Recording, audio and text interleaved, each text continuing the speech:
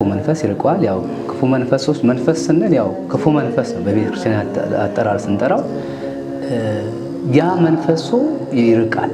ክፉ ወደ መልካሙ ወደ እንደገና ደና ወደ ማሰቡ ይመጣል ማለት ነው። ያ ማለት አሁንም ያለነው ነገር ስናስብ ምናልባት ብዙ ሰው ያው እንግዲህ ያለው ካለው ነገር ጋር ተያይዞ ብዙ ጭንቀት ላይ ነው ያለው። ብዙ ነገሮች አሉት።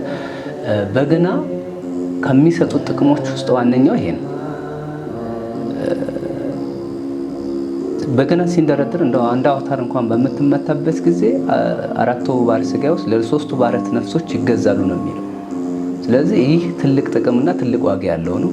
ምናልባት ያ አጠቃቀምና አካሄድ በስርዓቱ ሲሆን ነው። ዝም ብለን በገና እንደዛ ያደርጋል ብለን ብቻ ተነስተን በስሜትም ለመማር በስሜትም ለመደርደር በስሜትም ሳይሆን አንደኛ የሚፈልገው በገና ከምንም በላይ ጥቅም በማነው ጸሎት ይጠይቃል። ዝም ብለን የምናገኘው ዝም ብለን እንደፈለግን ብድግ አድርገን የምናገኘው ነገር አይደለም